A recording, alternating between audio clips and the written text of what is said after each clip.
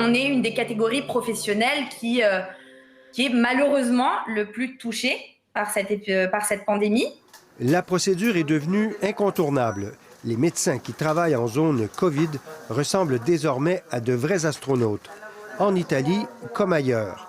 Mais ce n'était pas le cas au début de la pandémie, loin de là.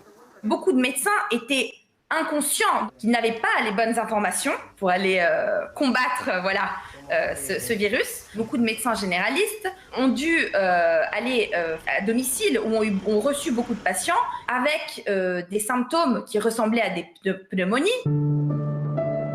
Ce sont en particulier les médecins de campagne qui soignent à domicile qui ont été infectés.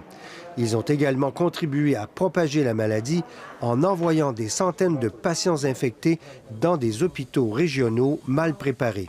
On peut parler de surexposition, c'est-à-dire été en contact avec une charge virale qui est plus élevée que d'autres catégories de personnes.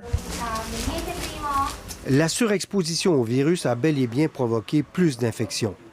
Comble de malchance, plusieurs médecins italiens à la retraite, donc plus âgés et potentiellement plus vulnérables, avaient été appelés en renfort, ce qui a entraîné plus de décès. Les effectifs médicaux semblent suffisants pour l'instant, mais le risque de nouvelles éclosions est toujours présent en Italie avec le début progressif du déconfinement. Donc on est un peu tous dans les milieux hospitaliers un peu sur le qui-vive en attendant de voir si nous allons avoir des accès plus importants de positifs qui arrivent ou de suspects dans les hôpitaux. On est quand même prêt à tout faire repartir en plein régime.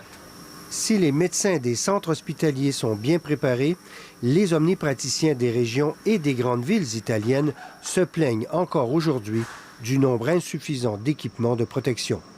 Sylvain Desjardins, Radio-Canada, Montréal.